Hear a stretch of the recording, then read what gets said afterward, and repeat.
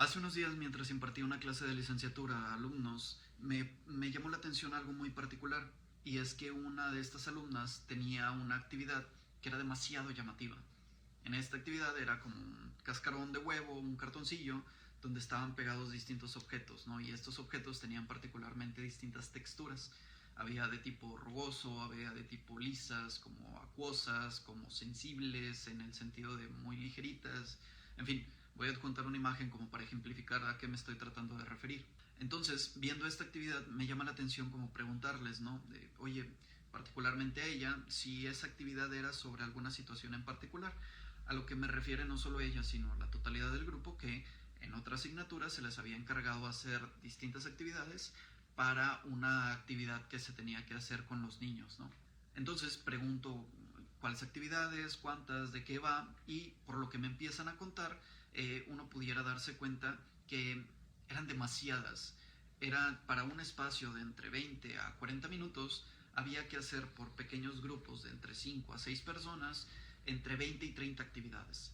Entonces, para mí, en 20 o 40 minutos, tantas actividades era demasiado, ¿no? Y yo les preguntaba que cuántos alumnos se tenía que intervenir, y el número era indistinto, ¿no? Todavía no se sabía a ciencia cierta cuántos iba a haber, sin embargo, había que llamar su atención. Entonces, la actividad en particular tenía demasiadas cosas como para poder sostener la atención alternante del niño, ¿no? El niño, que pudiera estar disperso entre un montón de estímulos, necesitábamos centrarnos en su atención para sostenerla con una actividad en particular, o, en dado caso de que se llegase a aburrir, y esto del aburrimiento va a ser importante, poder tener otra actividad extra como para poder volver a captar su atención, ¿no? La edad con la que los alumnos iban a trabajar con estos otros niños versaba sobre los 5, 6, 8, 10 años, ¿no? No era un número regular de alumnos ni un grupo particular, sino que había distintas edades a las que se les iba a aplicar distintos tipo de actividades con dificultades variables, ¿no? Pero la particularidad o la señalización era que la actividad sea llamativa. Esto me hizo recordar un tiempo en donde antes impartía clases a niños con educación especial, y una de las principales señalizaciones que se les tenía que hacer a los padres era la prohibición de las pantallas, ¿no? Lo cual, esta prohibición de las pantallas se me hace un gran acierto, pues los niños, al estar con tantos estímulos, se pueden sobreestimular y pudiera causar estos problemas de atención en los niños, donde cualquier cosa fuera tan llamativa, tan pronta, que en todo momento estuviéramos teniendo la necesidad de estar captando nuestra atención por grandes estímulos, ¿no?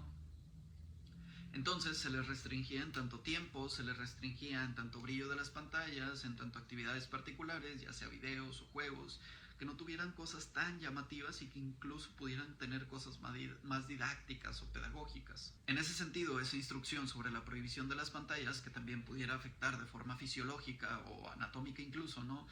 A la vista o a la motricidad, ¿no?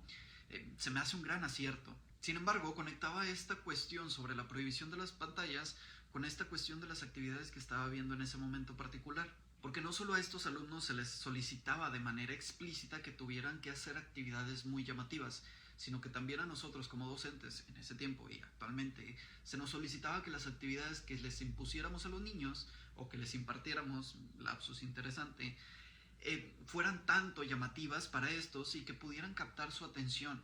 Y si en algún momento dado su atención se dispersaba hacia algo, tener otra actividad preparada como para captar su atención de forma inmediata.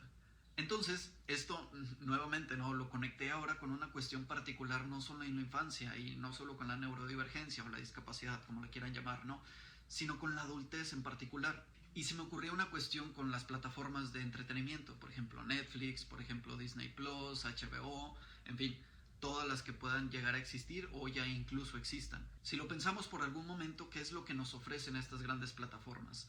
Bueno, bien, pues lo que nos ofrecen es un gran catálogo de inmensas opciones y de tan variadas opciones que lo que le pasa al sujeto es que realmente no sabe qué escoger. Pasa muchísimo más tiempo divagando entre qué aplicación, entre qué película, entre qué serie es la que va a reproducir, que su atención está más tiempo tratando de encontrar oro en la mierda, en las cosas que no llaman tanta la atención, que la atención está más sostenida en tratar de encontrar algo que precisamente la atención sostenerla en ya ver algo, ¿no? Ya interactuar con algo. Y no solo eso, sino que en los primeros 5, 10 o 15 minutos, dependiendo del tipo de persona, si la película, por ejemplo, que eligió reproducir no llamó suficientemente su atención, ¿qué es lo primero que va a hacer esta persona? Pues bien, particularmente va a tomar su celular, ¿no? Y al tomar su celular, digamos o hablemos que es para volver a entretenerse con algo, ¿no? Y entretenerse hasta que, scrolleando, deslizando por sus redes sociales, algo de lo que está pasando en la película, el estímulo sea tan llamativo que pueda captar la atención como para saltar de su celular hacia la pantalla, ¿no? Hacia la película en particular. Pero cuando la película deje de ser suficientemente llamativa, va a volver a regresar hacia su teléfono nuevamente para intentar encontrar otra vez lo llamativo, ¿no? Entonces, para empezar, particularmente me llamó mucho la atención que estuve pensando todo esto mientras estaba dando una clase, ¿no? Incluso a mí, que se supone que tendría que estar centrado en una actividad particular, hubo una actividad que llamó tanto mi atención que empecé a pensar en todas estas cosas de las que les estoy hablando, ¿no? Pero partiendo de aquí me hice una pregunta que me gustaría hacerles a ustedes y principalmente esta pregunta tiene dos variantes, ¿no? Dos vertientes. Esta problemática que vemos con los niños en cuanto a su atención deficitaria o a su déficit de atención, ¿es un problema neurológico? Vamos a ver, ¿es un problema estructural como en su anatomía hay una problemática? ¿Es un problema fisiológico como en la función particular que ejerce esta anatomía hay una falla de la cual pudiéramos entender que este niño está teniendo una problemática? Porque, a ver, puntualmente en los niños es donde más pasa, ¿no? En los adultos también pasa, sin embargo, no es tan común diagnosticar, a ver, sí lo es actualmente, ¿no? Pero no es tan normal como hacerlo con niños, estos problemas de déficit de atención, ¿no? Y incluso le podríamos agregar una letra más, ¿no? Como la hiperactividad. Entonces, hay una falla estructural, hay una falla fisiológica que propicia que todos estos signos y síntomas se estén observando en los niños, en los adolescentes y en los adultos, ¿por qué no? O la segunda vertiente de esta pregunta, el problema es cultural. Y bueno, a ver, vamos, si el problema es médico, si el problema tiene una falla estructural o fisiológica, quien tiene que tratar con esas cuestiones o de esas índoles definitivamente es el médico y nada habría que hacer otras cuestiones. Y para esto voy a citar una frase que me encantó, pero el problema médico tiene que ser tratado por un médico, ¿no? No pudiera ser tratado de otra manera. Sin embargo, lo que yo quiero hablarles puntualmente es de esta otra cuestión que también pudiera estar siendo tratada por una cuestión médica, pero que tal vez su origen no tenga necesariamente que ver con una cuestión biológica, sino que tal vez el problema puede ser precisamente una cuestión cultural. En nuestros tiempos, y a ver, una crítica al capital, lo que hacemos es sentirnos mal si no producimos, ¿no? Actualmente las personas, y las personas incluyeme yo, nos sentimos mal si en algún momento no estamos haciendo una actividad que nos haga sentir productivos, ya sea trabajar, ya sea estudiar, ya sea leer, ya sea hacer ejercicio, ya sea comer sano, ya sea dormir sano, ya sea relacionarse de forma sana, y sana, póngale las comillas que cualquier persona desee, ¿no? Y si no estamos haciendo nada de estas particularidades, ¿qué es lo que propicia? La persona se siente culpable, se siente mal por no estar adaptada, por estar desadaptada a su sociedad, y al sentirse mal pues tiene un problema, ¿no? Tiene un trastorno que necesita ser trabajado y vuelto a la normalidad. Entonces, planteando esta sobreproducción, pues lo que tenemos es una sobreoferta, ¿no? Hay tantas y tantas cosas que se nos ofrecen que realmente no sabemos cuál escoger, que hay tantas opciones y tan variadas, tantos colores, tantas formas, tantos tamaños, tantas texturas, tantos olores, tantos sabores, tantos audios, tantas cosas, que incluso el decir tantas y tantas y tantas cosas desespera para el espectador, ¿no? Porque parece que actualmente el aburrirse está prohibido, ¿no? Es fatal aburrirse. Las personas no pueden, y no solo no pueden, no deben aburrirse. Todo el tiempo tienen que estar haciendo algo. Y esto yo lo hilaba con un eslogan que me encanta, ¿no? El eslogan de Barbie. Barbie dice, sé lo que quieras ser, ¿no? Y este gran eslogan, me parece, es una forma puntual de cómo entender este síntoma actual. Y por síntoma llámese esta déficit de atención, ¿no? Cuando Barbie dice, sé lo que quieras ser, Barbie te presenta un objeto, ¿no? Y pongamos una muñeca aquí. Ese objeto particular hoy va a representar algo. Y por ese algo podemos decir que Barbie hoy va a ser doctora. Pero no necesariamente mañana Barbie tiene que ser la misma doctora, ¿no? Sino que Barbie pudiera ser futbolista, Barbie pudiera ser maestra, Barbie pudiera ser ahí está el eslogan, ¿no? Lo que quiera ser. Entonces, un solo objeto nos permitía, mediante la fantasía, darle una diversidad de sentidos a ese mismo objeto. Sin embargo, con esta prohibición del aburrimiento, que a ver, no es una prohibición directa, o sí lo puede ser, no, ponte a hacer algo. ¿Qué es lo que pasa con esto, no? Se crean cientos y cientos y cientos de juguetes que tienen una utilidad directa, como por ejemplo pudiera ser un carrito, ¿no? Y el carrito solo va de atrás hacia adelante, por poner un ejemplo muy burdo. Esa utilidad directa, una vez que se extingue, ya deja de ser necesaria. Y a ver, expliquemos un poco más a qué me refiero con el se extingue. Si particularmente un objeto está pensado como para utilizarlo de una sola manera, cuando la persona hace esa función o ejerce esa función del juguete, o sea, juega con esa utilidad, pues prácticamente una vez que terminó de jugar haciendo esa función, el niño se va a aburrir, ¿no? Y al aburrirse, ¿qué es lo que va a buscar? Otro juguete. Al buscar otro juguete, ese otro juguete va a tener una función en específica, ¿no? Que, nuevamente, al usarla, el niño, en cuanto la haga, se va a volver a aburrir. Y así va a empezar a saltar de objeto en objeto hasta que se desespere porque ninguno necesariamente cumple con esa intención del jugar. Pero ¿qué pasaría si les digo que con la fantasía podemos propiciarle nuevos sentidos a juguetes que solo poseen una sola utilidad?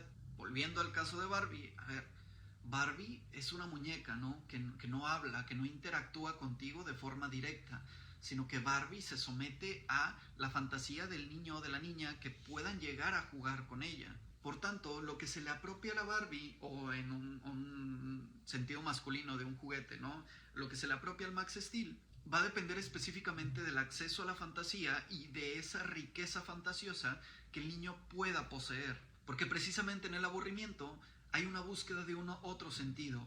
¿Qué puede representar ese juguete? ¿Qué más puede hacer? ¿Qué más puede hablar? ¿Qué más puede jugar? ¿Qué más puede representar?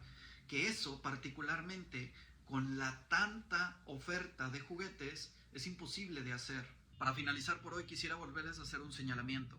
Y ese señalamiento es, a ver, si el problema es anatómico o es fisiológico, que se trate de esa misma índole y que sea el médico el encargado de intentar ayudar de la mejor forma a esta persona particularmente. Pero si el problema es cultural, ¿por qué tenemos que estar medicando a las personas que no necesitan una medicación, sino que tal vez su forma de ayudarlos es precisamente aburrirse? Y acá les traigo la cita que quería hablarles puntualmente, ¿no? Sobre el psicoanálisis y la investigación en la universidad, un texto muy lindo. Suponer que alguien que necesita un trasplante de riñón se aliviará hablando es tan descabellado como pretender aliviar a un ser humano de sus problemas relacionados con el ser y con la existencia consumiendo medicamentos. En los dos casos, el remedio será peor que la enfermedad. En el primero, porque mientras el paciente habla morirá. Y en el segundo, porque entre más medicamentos se le prescriban, menos sabrá qué le sucede y más incapacitado estará en lo que respecta al deseo de por qué lo hace.